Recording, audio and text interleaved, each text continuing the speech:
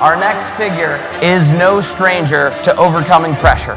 From NBA star, gold medalist winner, he has performed and delivered again and again. He used that discipline in the paint to become a business leader. Join me in welcoming Grant Hill.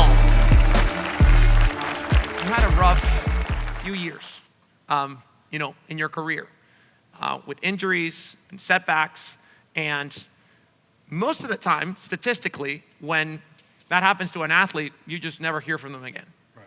And you came back and you were able to consistently keep yourself performing at that high level. Can you tell us about what goes through mentally? What's like the mental challenge, and how do you keep yourself performing at a high level despite all these incredible setbacks where you're literally going against the statistics? Yeah, no, can you hear me? Okay, yes. No, it was a tough time. And just to sort of paint the picture, 4 years in college, an incredible time at Duke, won championships. My first 6 years in the NBA, all NBA, all-star, everything I could have imagined. I'm on this incredible trajectory at a young age, and then the bottom falls out. I have an ankle injury, and it's repetitive. I missed 4 years, almost passed away from an infection after a surgery. It was really a dark period for me. And, I think one of the things that you talk about sports and the role that sports can play, and we can learn from sports. I always say that the greatest teacher for me has been sports and the values that come from sports. And in those moments, in those, periods of time where, am I going to lose my leg? And they're talking about amputating my ankle, my lower leg. The doubt about, will I play again? People questioning that, even doctors questioning that. In a weird kind of way, I think sports conditions you to fight. And sports conditions you to feel as though if you just hang in there, if you stay in the game, if you keep grinding, you keep believing, you keep fighting, that you have a chance to overcome.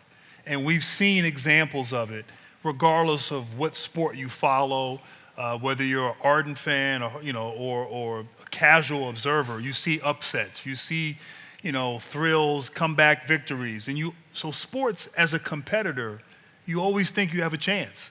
My wife calls it delusion. She's not an athlete. Every year I'd come home from training camp and she'd say, "How's camp?" I'm saying, "Oh, we can win it all this year." And she reminded me a couple years ago, "You never won it all in the NBA." Yeah. But you believe that, you think that, and so for me, going through those hard moments, questioning whether I'd be able to play again, I really think sports and being an athlete conditioned me to persevere. And I came back, played 9 more years. I wasn't quite the same player, but I got an incredible amount of fulfillment and joy. And I got a pretty nasty scar, too, as a result.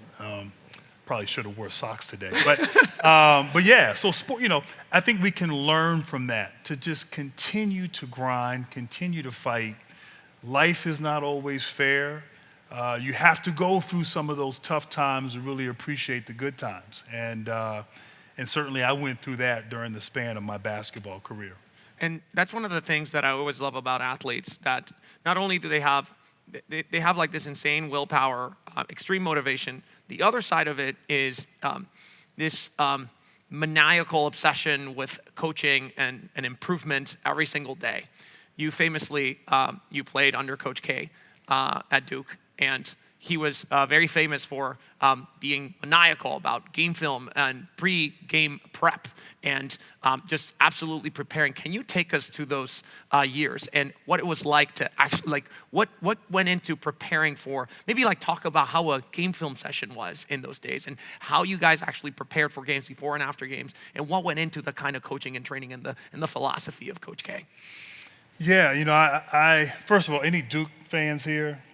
Okay, there's a couple hands. All right. That means that most of you are not Duke fans, which I'm comfortable and used to that.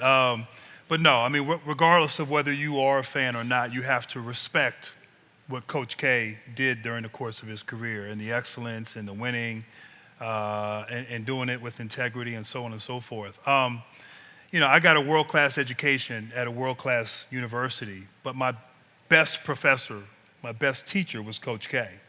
And, you think about some of the incredible moments that I was fortunate to be a part of. One was in 1992. We played against Kentucky. I threw a pass, to Christian Laettner, and he caught it and scored with 2 seconds left. And really, when you think about that play, there's a lot to unpack. But it was really in the preparation. It was in the preparation, I call preparing for the pass. And so much of what Coach K did was preparing us. From day one, the goal and the vision was to win a national championship. And everything we did aligned with that goal. And so there was a certain standard, a vision that he established. And then he reinforced that vision by what we did. And, he brought a championship effort every day. Every day was a good day for him. Now, it might have been yelling at us because we weren't living up to his standard, but he brought that championship consistency. And so, and with film, it's interesting. I was naive in high school. I didn't realize the amount of work that went into preparing as a coach. And so, it's a long story. I broke my nose our first game against Virginia in the ACC. We were up in the hotel room being juvenile, fighting each other, and the manager came, and we ended up losing to Virginia by 20 points, my first ACC game. We bussed back to Durham, North Carolina, and we had practice as soon as we got back. And you can't do that anymore, but back in 1990, you could. And I broke my nose in practice, and so it was during the winter break. Freshman dorms were closed, so I got to stay at Coach K's house. And while he was upset with us, and we were in the doghouse, and so I couldn't sleep. I had a broken nose, and I'd wake up in the middle of the night, and he's watching film. And it's like 2, 3 o'clock in the morning, and he's watching film. And it's not the video, like a video cassette. It's actually reel-to-reel film in a film projector. I'm showing how old I am, I guess. and that was then I got an appreciation for the preparation and what went in. And so I made the mistake of sitting down with him at 2, 3 o'clock in the morning watching film. And I remember you couldn't press pause on a film projector. You had to put it in reverse or forward. And so I'm watching film, I'm eating some Haagen-Dazs ice cream. He had a freezer full of Haagen-Dazs ice cream. That was the one perk of staying at his house. And I remember he's showing me a play, and a play I made a mistake, and I can't remember exactly what happened. But he's asking me, Grant, what were you thinking on this play? And he's mad, like he's upset, we lost, we didn't play well, we were, being juvenile the night before, which was not smart. And he couldn't pause it, so he's like, it's going back and forth. And like, Grant, what are you thinking right here? What's going through your mind? And I'm thinking, he's pretty good at going back and forth. But that illustrated, I think, just the film and the detail. He would watch a film with his staff right after the game. And a game was a 40-minute game, and the film session might be 3 hours. So breaking down every possession, learning from every possession, and then how can you get better from that possession, whether it was really good or really bad. And then coming back the next day and reinforcing that and sharing that with us. That was an integral part of his success, was studying film and learning the good and the bad from those sessions. So I want to ask you a question. So I've met a few sporting legends now, and one of them is Coach Saban from Bama. Yeah. And one of the things we had him at a previous event earlier this year, and one of the things he said to me, because we had Billy Bean from Moneyball, the whole thing with Moneyball and data analytics. And one of the things that Coach Saban said is that he has a gripe against the new type of analytics-based coaching where the new junior assistant coaches, they try to coach on what the average play would be. Because they look at the big data and they say the model suggests that we should make this play in these situations, and that on average, we're going to win more games. And he said what he's seen that newer coaches miss is the attention to detail for the outlier plays. Because when you're going to win a championship, you can't just play the average play really well. You have to go to that. If it's like last quarter in the championship winning final, you're trying to, there's going to be like outlier things that happen. Right. And the outlier things are the things that are going to make or break that championship. And I found that so interesting. And you talk about this, throwing that pass with Kentucky in 92. From the naked eye, it would seem that was a play that was kind of an epiphany, something that came in the moment. You think of these plays like Michael Jordan passing the ball to Steve Kerr. But it sounds like what you're saying is that actually also was preparation. Even those plays that seem like they were, or were they maybe more spur of the moment decisions that the coach said, we have to do something different? Or was it something from before? Yeah, no, I'll unpack that here. So that play was I get to relive it every March Madness with my bad flat top haircut. It pays to not be too trendy when you're young. But there was so much to unpack from that moment. First of all, every day we would start practice with a warm-up. And it consisted of full court layups and shots, and we just a routine. And it ended with baseball passes. So every day, all of us had to make a baseball pass to our partner the length of the court. So we practiced that pass every day. Mm-hmm. Every day, I worked on a baseball pass.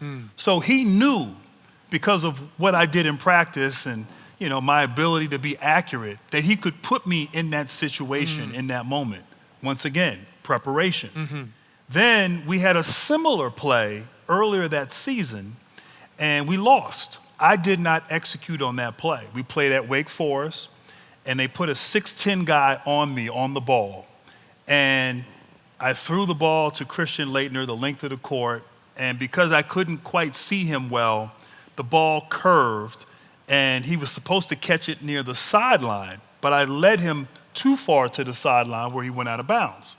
So as we unpacked that moment, we talked about, hey, maybe we run the play to the center of the court. Or maybe next time, if somebody's on the ball, I step back.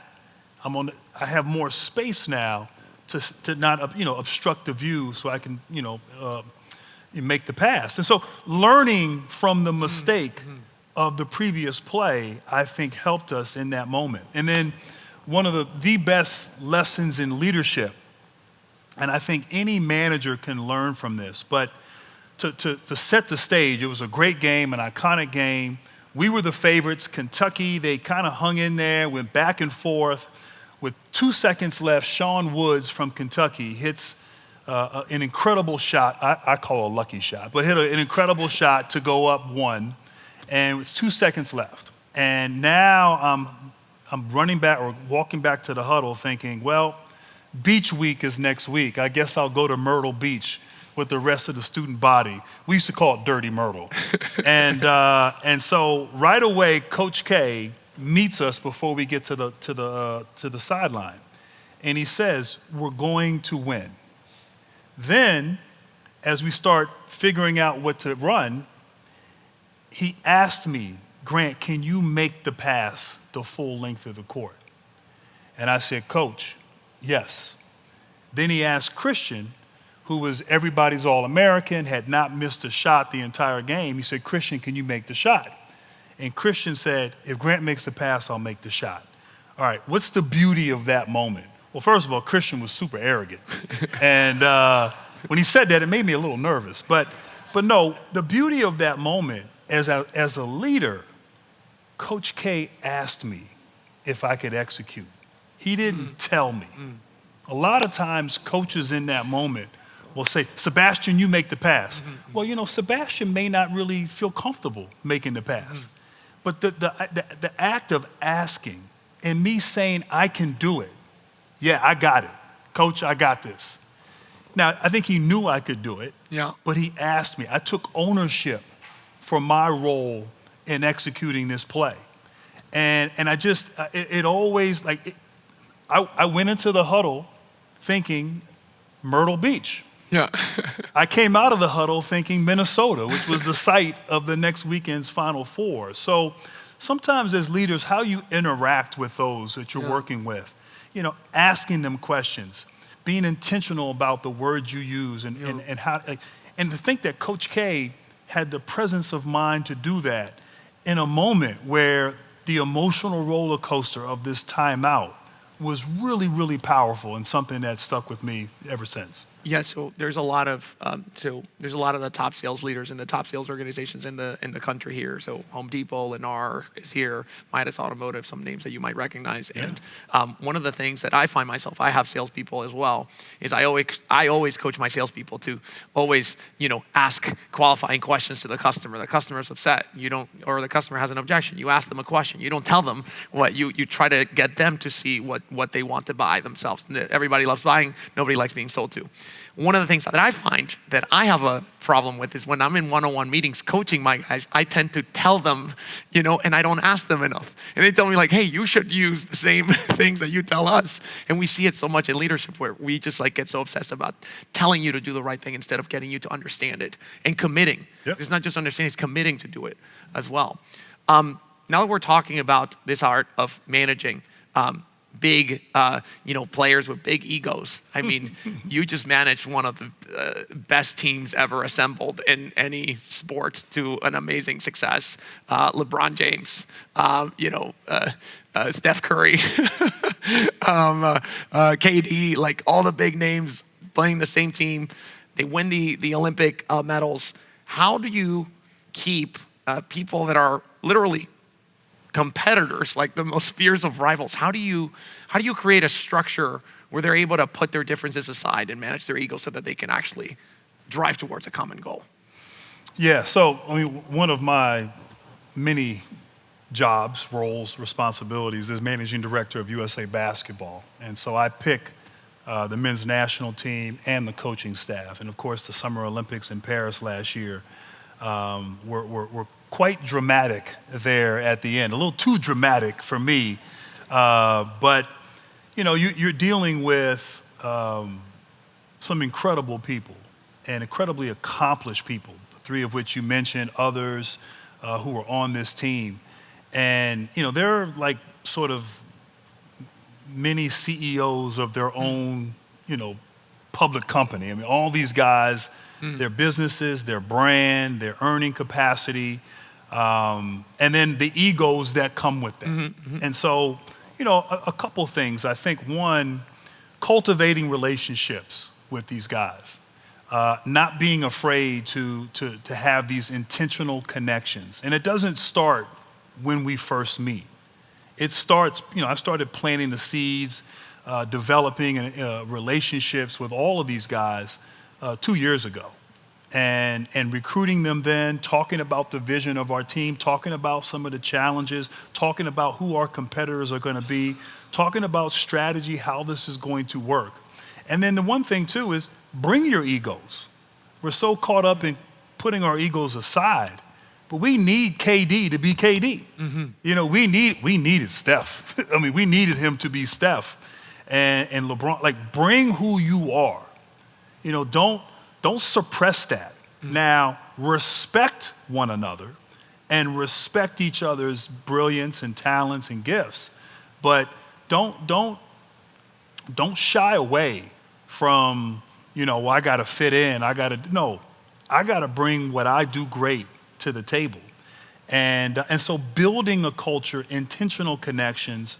And the beauty is, look, it was a pressure cooker. It was by no means easy. There's an expectation that the U.S. is always going to win. The rest of the world has gotten better. It's a different game. But our guys bought in. Our guys believed. And when I knew that we had the right culture, it was a little bit of a logistical nightmare. We stayed in Paris, but the first few games we played in Lille, France. And it was about a 3-hour drive, an hour train ride. So we took the train back and forth. And the one game against Sudan, it was a late start. So the train station closed. And we had to bus back from Lille to France. It was a 3.5-hour bus ride.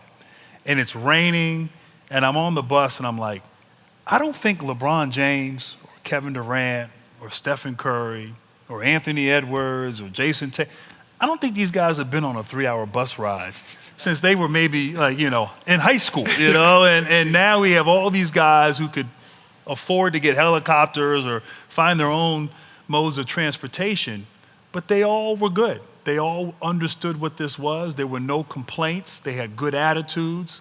No one complained. And so, culture is leadership, but culture is also character. And when you got a locker room of character and not characters, that's halfway to having success. And we had a lot of character in that locker room. And we dealt with some adversity, but ultimately we accomplished what we set out to do. That's awesome. I've gotten feedback from previous shows that I tend to keep going on for too long because I get too excited when I talk to people like you. So I'm going to stop myself and we are going to open it up for the crowd. Any questions from the crowd, raise your hand and I will pick you. Yes, over here.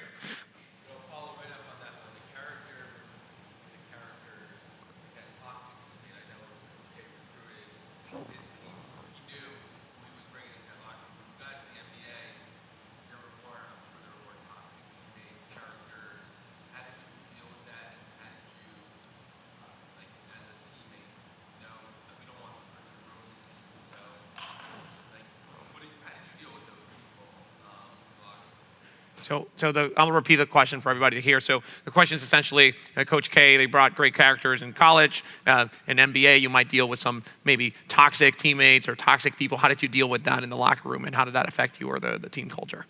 Yeah, no, I was in some very good locker rooms throughout my career, and I was also in some bad locker rooms. And right away, my 4 years in college, it was championships, everything was done at the highest of levels.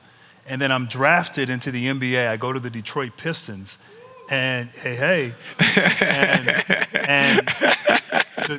the third pick in the draft. And the year before I was drafted, they won 20 games. And so there's a reason why they won 20 games. It wasn't a great locker room. And right away that first year, we won 28 games. And I started to backslide a bit. I started to develop bad habits. And this is after 4 years of a foundation of winning. And now all of a sudden, I'm allowing the environment to impact my standard. And I'm rookie of the year, I'm all-star, I'm doing all these things, but I lowered my standard. And so I recognized that at the end of the season and just, okay, no matter what, I have to live to my standards, and I have to be professional. I have to prepare. I have to get my rest. I have to bring a championship attitude, regardless of the environment. And what I found is, and I'm not saying I'm perfect by any stretch of the imagination, but when you do that, you start to bring people with you. People start to, okay, this is real. This person is authentic. This person is like, I want to be a part of that. So you can impact everyone around you by doing things the right way, by having a good attitude, by being professional, all of these qualities and characteristics. And so now, we brought a new coach in, and he was a forceful personality for change, which wasn't always easy. But from that moment on, it was like, regardless of the locker room, I have to bring my level of standard. And hopefully in doing that, you can impact others and bring them along with you as well. It reminds me of the Michael Jordan documentary when he got started in the Chicago Bulls with similar culture problems, and then he had to kind of, rise up from there. We didn't have the similar result. I didn't win the 6 championships like Michael. But yeah, maybe our first year. But it started similar. Our first years were similar. Yeah. So speaking of habits, I'm curious in your post-playing days, what high-performance habits do you adhere to daily, weekly, monthly? What keeps you on that drive to success from a habit standpoint? So the question is, from your playing days, you had high-performance habits that led you to success, and you're asking more like now, what do you carry on with you, with yourself and your business and your life beyond sports, that high-performance habits that you still practice this day that you got from your sports days? Yeah, it's interesting. I talk about the values that you take from sports, and so much of what I've done throughout my life, but more importantly, what I'm doing now, it comes from being an athlete. The discipline, the dedication, the routine. Athletes have routines. Like some people call it superstitions, but just I find myself just reapplying that in different areas and making sure, one, I take care of myself. I'm getting the proper rest.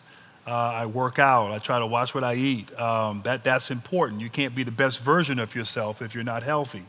I also continue to try to read and study, whether that's broadcasting, studying as a managing director. I'm on corporate boards, making sure that I continue to grow in the sandboxes that I like to play in. Very similar to the studying or working on my craft as an athlete.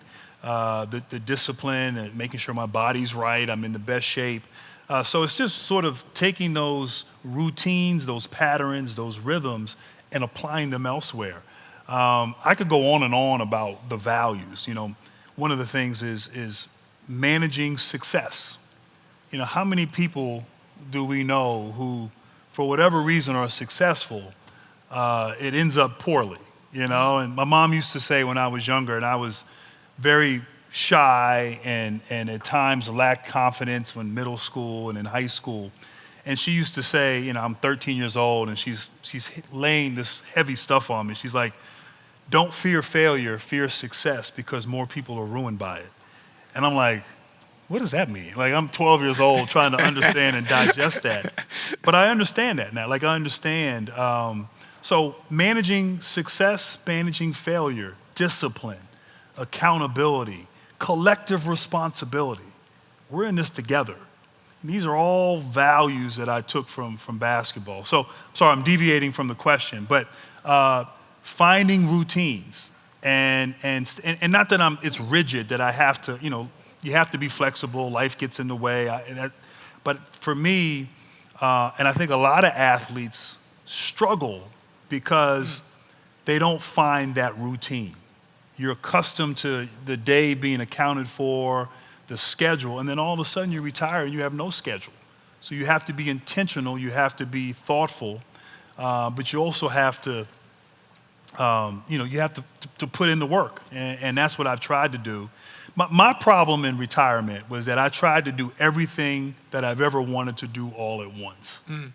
And I ran myself ragged, and I had to pull back and say, okay, I have much more life to live, but I need to figure out what works for me. And this intersection of sports, business, and leadership, that to me is what's interesting and what I want to do. And everything I do aligns with that. But before that, I was all over the place. And I neglected my health.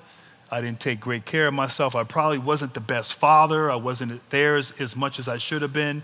So finding that balance within the routine has been instrumental for me. And I see, is that an Aura ring that you're wearing?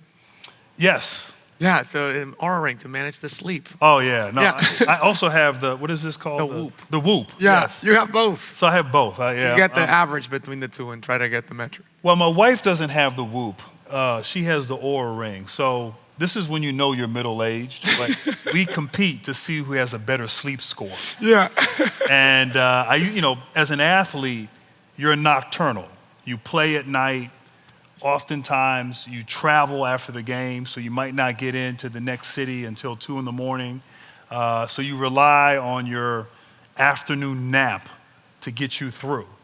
But now, we're fighting to see who goes to bed first, And so we'll go to bed before the sun goes down. So Sleeping is a sport now, man. Sleeping is part a of your sport. recovery. It's important. Yes. So you've had a career in, obviously, really successful career in sports, and then gone to the executive side with the Hawks and the other ventures.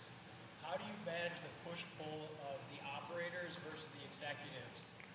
Because I think a lot of us in here are going through transitions, growing, and so we need more of a structure, but the operators tend to fight that structure. And so how do you balance that out coming from somebody who's been on both sides of it? Oh, that's a great question. So I'll try to summarize as best I can, but basically, you're in the board of the Atlanta Hawks. You have been an operator in business ventures. You've been on both sides, and there are many businesses here who are looking at businesses from the board level, the top level, and they're also looking at it from the operator level. And sometimes the board wants some things implemented that the operators can't do, and sometimes the operators want to do things that the board doesn't want them to do, and there's not alignment. How do you, being from both sides, how have you managed those conflicts? Yeah, it's interesting. That's a great question. I tend to sort of, I'm in this space now that's I guess the equivalent of like a board and providing oversight. I'm on the board of Campbell's Soup. And so we have obviously a fiduciary responsibility to shareholders. But we also meet and we have interaction with management. And there's a good sort of, dialogue and respect between the board and management. But our job is not to be the operator. It's to provide insight, to hold them accountable, to be a resource, but ultimately look out for investors. And I'm an investor with the Hawks. I'm an investor with the Baltimore Orioles, soccer, Orlando City, the Orlando Pride. The Pride, we won the championship last year with the NWSL. And so, I think for me, it's taking the collection of my experiences and hopefully adding value to management or to operators. There is an incredible pressure. I was in my early basketball retirement years. I was a partner in a mezzanine fund, and we provided growth capital for small business owners. We had an SBIC fund, about $100 million, and we kind of, $2 to $8 million, that was our sweet spot. So you would go and meet with operators. And it's part of the deal sourcing process. But we were operators of a business ourselves. We had employees, and so it's hard. Like, running a business, you're rolling your sleeves up, you're getting after it. As an investor, we put a lot of pressure on management with the Hawks. We got to have a bottom line. We got to have results. But I think there's a respectful way to have that discourse. And, I try to, I always, and forgive me for sort of referencing sports, but, I've been in a lot of locker rooms, and you deal with a lot of different personalities. And at the end of the day, you're dealing with people. And that's what it is. It's human connection, human interaction. My father used to say this, and it's a metaphor, but as a metaphor, parenting, as a metaphor, there's 12 inches between a pat on the back and a pat on the butt. But as a parent, you have to do both. But the key is contact. Now, I'm not saying I'm not, you can't do that kind of contact in 2025. My parents didn't mind in the 70s, but the key is contact, it's interaction. And I think the same thing with leadership. It's investing in people, spending time with management, spending time with our CEO, spending time with our ops team, getting to know them. So you can have honest conversation when the time calls for that. You can hold people accountable, and it's not personal. As a teammate, if I spend time with my buddies, if we go to the movies and go to dinner and our families spend time together, we get to know each other. We get to understand what our goals are, our backstory, our families, all of this. So when we're in the heat of the moment and I say or someone says to me, "Hey, Grant, get your head out of your ass," I don't take that personal. I know it's coming from a pure place, and maybe that's not the right, forgive me for cursing, but sometimes that happens in those moments. And I think you can sustain that, and you can have those types of interactions, and you can be honest and real when you get to know one another. So that's what I try to do in my many roles, is develop, cultivate relationships, get to know people, be a resource. And yeah, at times you have to have those difficult conversations, but I think they come from a safe and honest place when you invest in one another. I don't know if that answered your question, but. Ryan Chesky said, the founder and CEO of Airbnb, said something similar about how to, as a founder, manage your boards. And it's all about giving the board as much context as you can so that the conversations are really rich in nature and everybody's on the same page. So really like that, going a level deeper, not just context on the business, but context on the person that you're dealing with, so that even when it gets heated, it's from a good place. And you should, like, to me, iron sharpens iron. Like, you should challenge each other. At times it should be combative. That's okay. I mean, as long as it's healthy and productive. And but I think you can do that when there's familiarity with one another. Yeah, it's easier to do that because you have the comfort. Yeah. Yes, over here. Going back to Coach K or any coach in your career, it's kind of like the biggest leadership lesson that you learned and you still apply it today. And then just second part, any Coach K story that you want to throw out there from your So, question was, any leadership lesson that you've taken from Coach K or any of the coaches that you've been involved with? And second is, can you throw out another good Coach K story, which you probably have plenty? Yeah, I don't know if I can repeat all the stuff. You know, I think one of the things that was interesting, and, you know, when I played at Duke, you know, first of all, let me just say, I hope Coach K doesn't hear this, but I wouldn't say that he's a brilliant X and O guy. Like, that's not his genius. His genius is getting people to kind of buy into one another. And, you know, we all sort of we all have different methods to motivate. And, you know, one of the things, and it's a thing that I use now, when I played at Duke, Coach would talk about how there's 5 players on the court at one time, and your hand, you know, has 5 fingers. And, you know, when those fingers are apart and you try to strike something, you know, you don't have the impact. And if you're not careful, you may, as you can see, you can hurt a finger or break a finger. I broke both my pinkies during my career. But when you bring those fingers together and you form a fist, you know, now you have force and you can do some incredible things. And so, you know, the symbolism of the fist. And so Coach K, when I'm 18 years old and, you know, slightly immature, but Coach would talk about the fist, and I'm like, oh, here he goes with the fist again, you know, like, and he got a fist, a bronze fist, made and put in the locker room.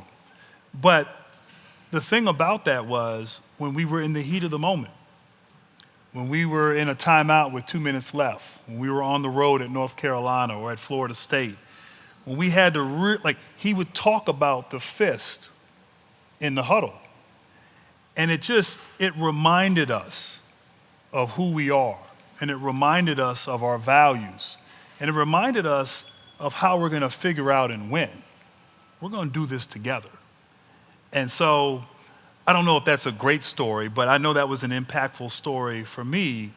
The power of collaboration, the power of working together, and then having a symbol that when it gets tough, when it gets hard, that you can just remind you of who you are.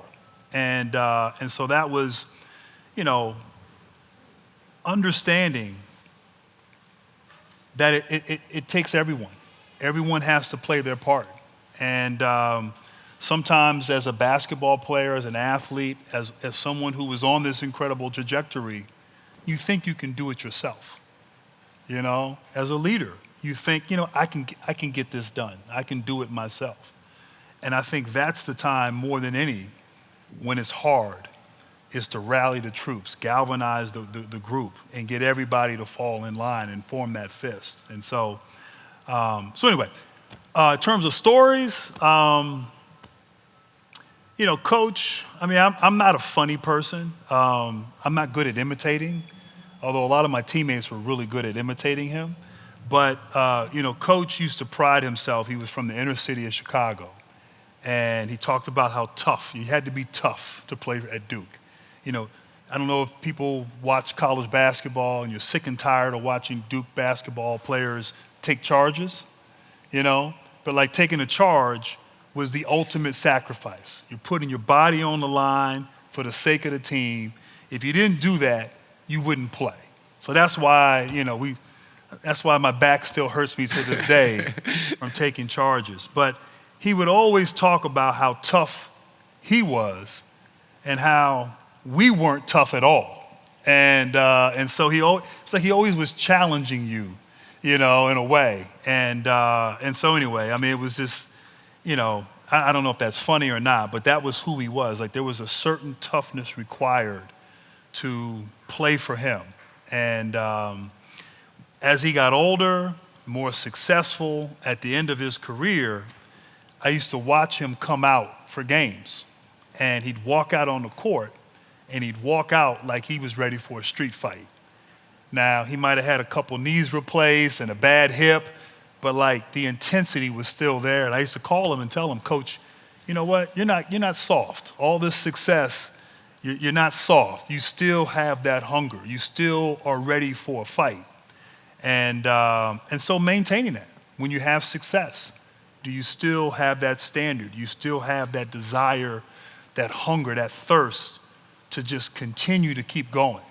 He could have easily just put it in cruise control, but he still walked out there like he was ready for a street fight. And that's something I think I learned from him.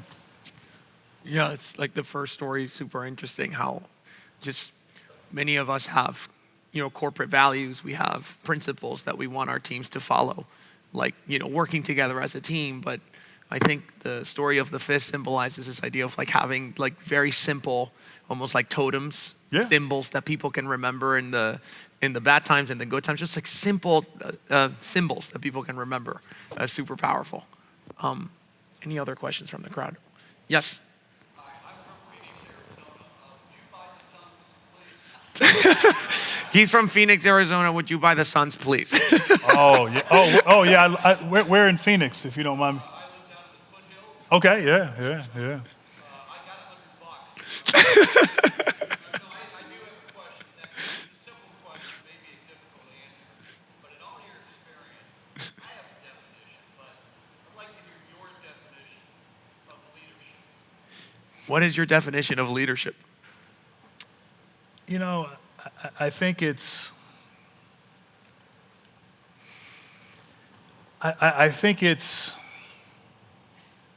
it's serving, it's being an example, and it's being authentic.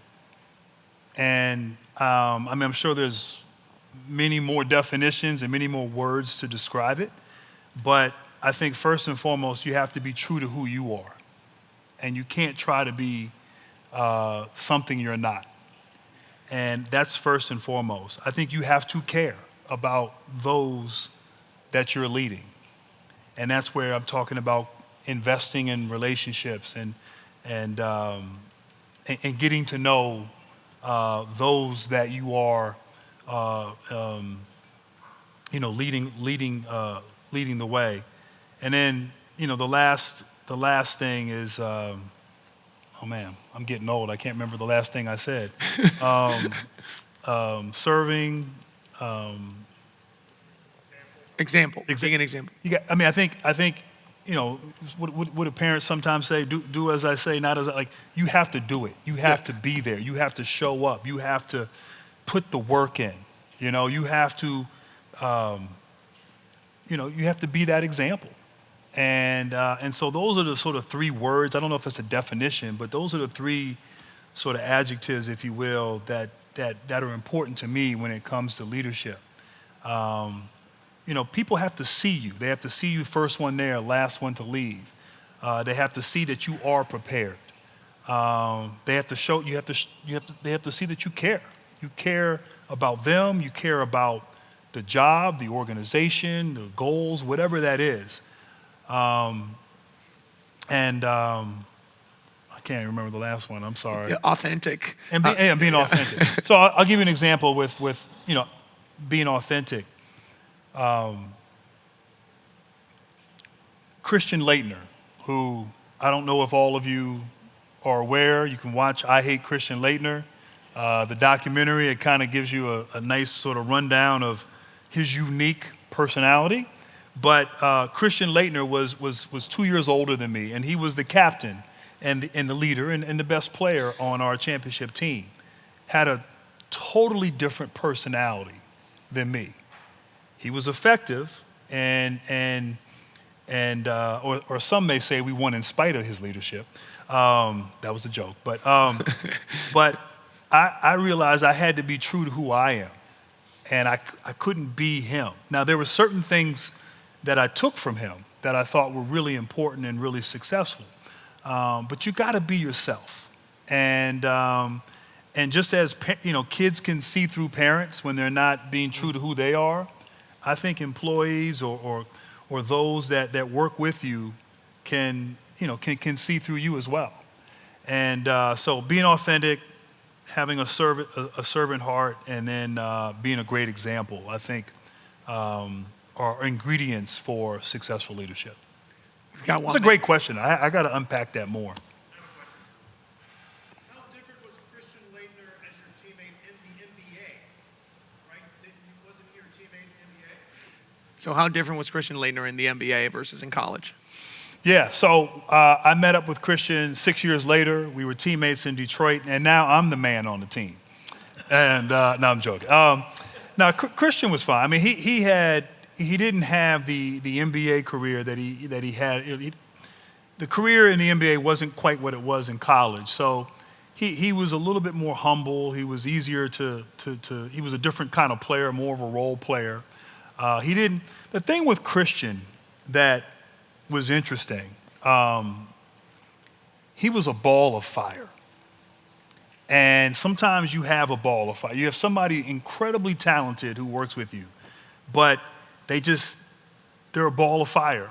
And some leaders, and this is a credit to Coach K, some people you can use fire to heat a building. But if you don't know how to use it, it can burn a building down. And I think Coach K figured out how to heat the building. He knew how to connect with Christian and use Christian for great success. Some of the coaches that Christian had in the NBA, they didn't know how to use this ball of fire. And it became a problem. And so, we don't always have people who necessarily fall in line. How do you figure out to where that you can use them for success? And I don't know exactly how Coach K did it, but he did it.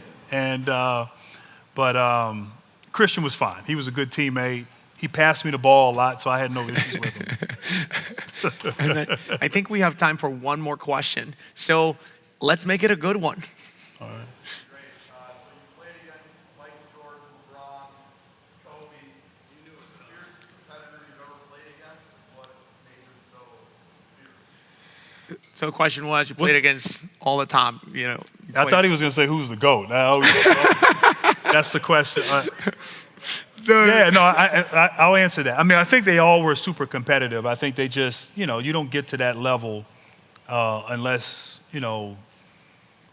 your pursuit of winning and your pursuit of excellence consumes you. And I think all three of those guys in different ways, did that. I don't like the GOAT debate. I think it's and I've contributed to that because I do work in media. I have my thoughts on who the GOAT is, but I think what happens is it pits one against another, and then you start pitting generations against one another. And, now we have this sort of discourse in the NBA where, the Jordan 90s versus today's and whose was better. And they don't do that in football. I think in football, you celebrate everyone. And so I like to celebrate all the great ones, even those that came before the 90s. There's so many great ball players, and let's just appreciate them for who they are and not get caught up. This GOAT, we always want who's the best, and it's such an unfair argument. There's no definitive answer. It's really just opinions, and maybe really a matter of when you were born. who you saw and who connected with you. So anyway, but yeah, I think they all are super competitive. They all invest more than the average player into being the very best version of themselves. And, they would do anything to win. And that's in part what made them great. I think that's a great kind of point to end this on. You talked about authenticity as a means to great leadership, and how not every great leader is going to be the same. Not every great player is going to be the same. And there's many different paths to Rome. And, some of the best companies that we see out there, Apple, very different than Amazon and very different than Google, because the founders, the leaders were very different to each other. And so there's many ways to get to Rome. That's one of the things I'm getting from. Any closing thoughts, Mr. Grant Hill, for all the leaders out there? Yeah, no, I mean, hopefully I didn't see anybody fall asleep, so that's a good thing. But no, hopefully there was something there, some nugget that you can, take from that. And leader, I think we all can be leaders. And not only that, I don't think it has to be necessarily the CEO or the person in charge. It's, I think sometimes in organizations, leaders emerge. And I think when that happens, you cultivate that. You water it, you let that grow, you give that person an opportunity to be a leader. Leadership is in part to being secure in who you are. But no, I thank you guys for this opportunity, and it's been an honor to come and share. And I hope you guys have a successful time and enjoyable time here in New York. Ladies and gentlemen, Mr. Grant Hill. Thank you. Oh, thank you. Thank you so much. Thank you. I appreciate Thank you. it. Thank you. Oh, look at the music.